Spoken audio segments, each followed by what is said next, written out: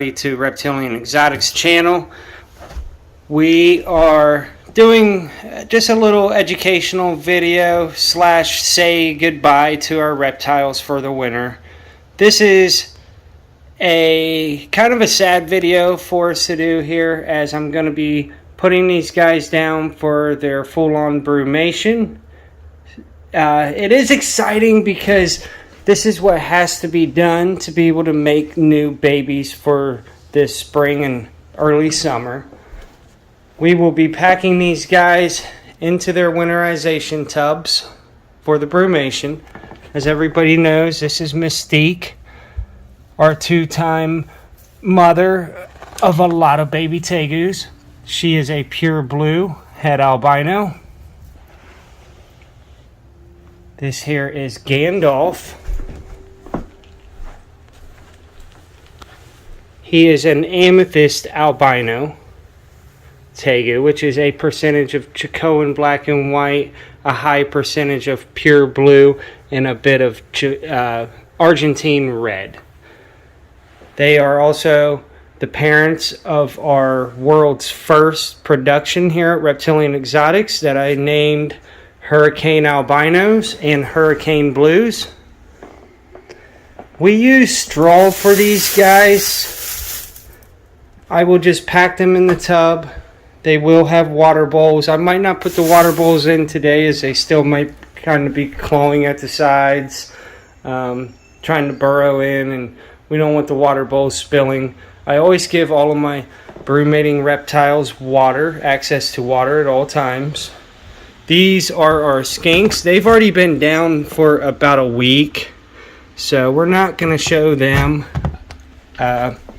Let's go ahead and pack these guys up. Like I said, it's hard for me to put them away. They'll sleep all the way from typically about November till around my birthday, around March 23rd.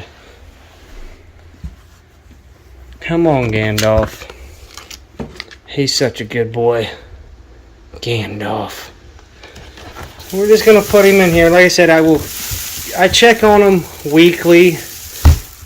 Make sure that they have good water. We'll go ahead and give them a head start here. Go ahead and burrow down, bud. This room is set at 68 degrees right now. It will get colder. I will regulate it down to about, low 60s on these guys. And as the colubrids will be going in these tubs, we have 6 breeders going down, a couple different milk snakes, and I think 4 corn snakes. They will hit around the 55 degree range, as I will probably keep the window cracked, all throughout the winter to just keep this room cold. So for starters, let's snap his lid on. Slide her over here. We also have some Mexican beaded lizards that went down today. Well, they've been starting the process of brumation. Again, they don't have water yet. Luckily they don't. He had already messed it. He's still in there digging around. I think this is, that's Hector. Hector. How you doing, bud? Yeah. I trust him a little bit. You never really should fully trust any venomous reptile, but I've had Hector for a really long time. Again, the prehensile tail makes it easy to control them. You wouldn't want to pick up a Gila like this, as you could give them spinal damage, but the Mexican beaded lizards definitely have the prehensile tail, so it makes it safe. I'm going to go ahead and leave him alone. These guys have not had any food for about 3 weeks or so. The tegus a bit longer than that, about a month. There's Carlito. Again, I will come back in here in a day or so, make sure that they all have water. As you see, the northern blue-tongued skinks all have water in their enclosure. These guys will sit over here where it will be a bit colder. Like I said, I might have to move these tubs up closer to the door where it might stay a bit warmer, because you don't want these guys to get quite as cold. They're not the Argentine black and white species that can brumate down to the 55 like most brumating reptiles. These are still a semi-tropical. Let's see if we can get Mystique out. Mystique, come on. She had to get down in there.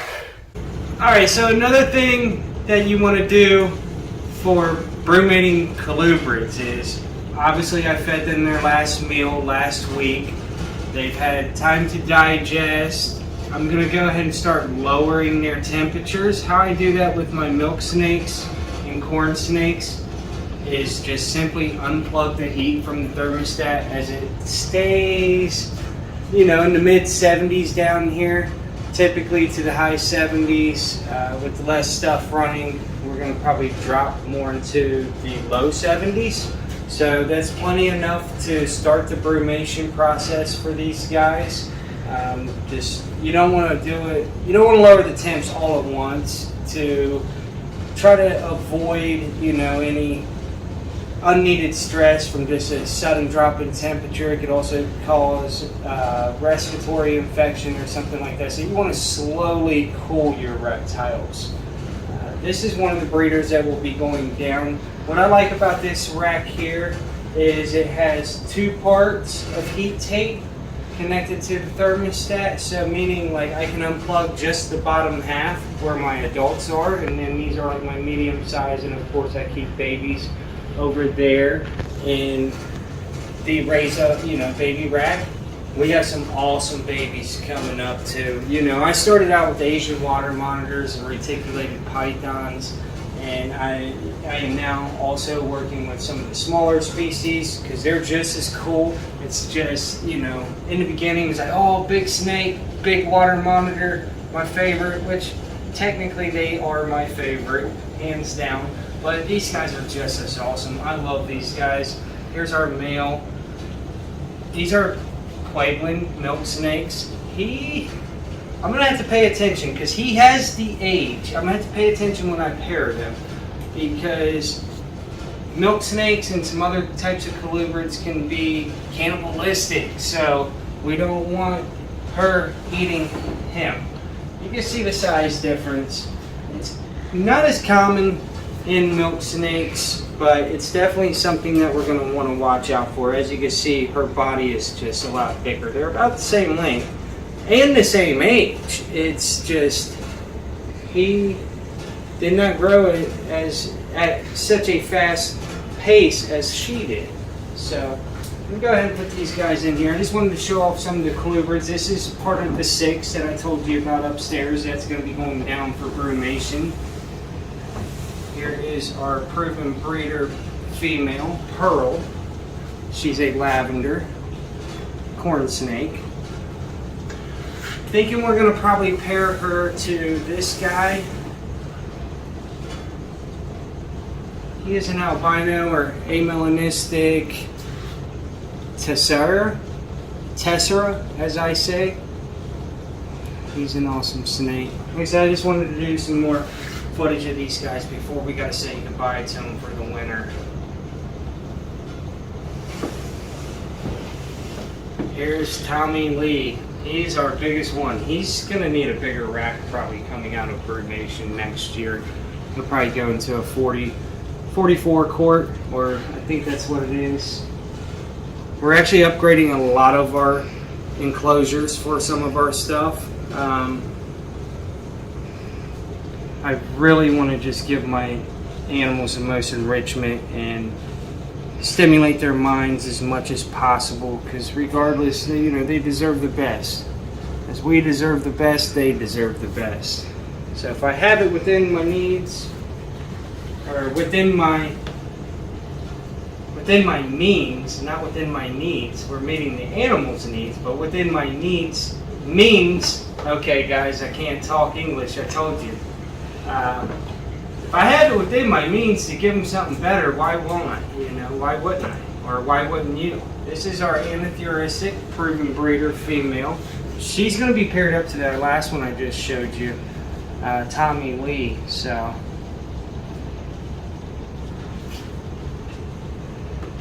that's our 6 breeders on the colubrid side. We're not that big into colubrids just yet, but I do have some awesome stuff. Stay tuned for what's to come on my reptile tour down here to show you every one of my snakes. One cool thing, sorry for all the moving, this here was Mystique and Gandalf's enclosure. I just redid some of the substrate, sprayed it down really good. I'm gonna let Skittles and potentially his my raise up female, which I don't think I'm gonna hold her back. I'm just gonna hold back Skittles, the male albino, hurricane albino. But I'm gonna put them in their parents' enclosure, you know, as I'm gonna be using these for Gila monsters. I'm gonna get my Gilas out of the racks.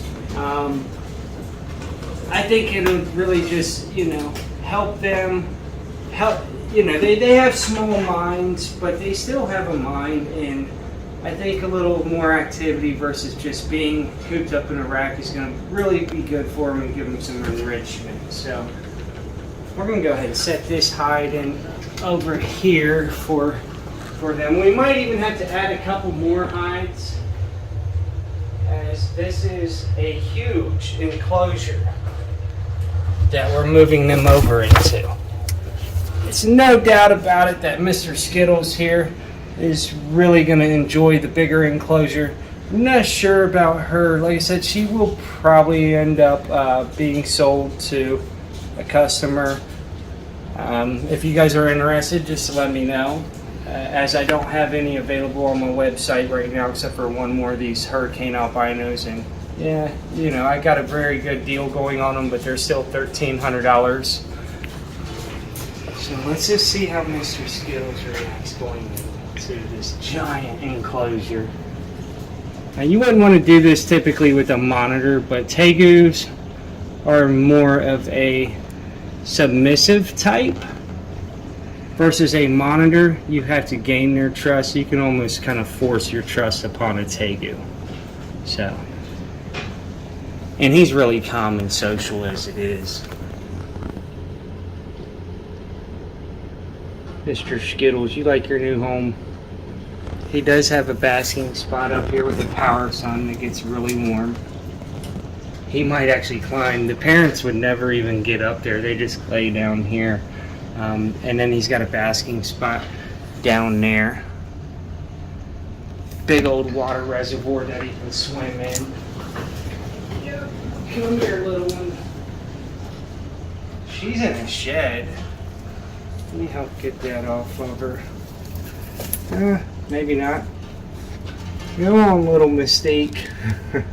She's wild, just like her mom. Like I said upstairs, something about all females, they just have that attitude.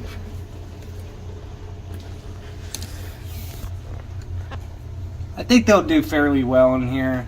My wife mentioned a good thing about, you know, something to watch out for, and that's about how we're gonna feed them in this enclosure. Like I said, I don't think Mr. Skittles here will be a problem. He'll come running to us for food, but with little Mystique over there, with her being on the shyer side, we might have to move her to the pet store and potentially, you know, rehome her for a small fee. I typically sell the Hurricane Blues that is also 100% het albino for about $400, so pretty sure that's where she's gonna end up. Give you guys an opportunity to have an awesome tegu as well. But anyway, just a little sneak peek. Here is some of the colubrids that we are raising up. This is an albino tangerine milk snake. Honduran species. We have, I got a piece of that tegu shed in my hand. Here is a hypo tangerine female. That last one was a male. She's really flighty. And then we have an albino female. So we will have a really good little trio here to make some awesome babies, you know, here in the next couple years. And we have a ton of other colubrids. We have cow kings, a ton of other corn snakes. We got some bull snakes, gopher snakes, you name it, false water cobras. We have some awesome stuff to come, so stay tuned. Don't forget to hit that like and subscribe button, guys.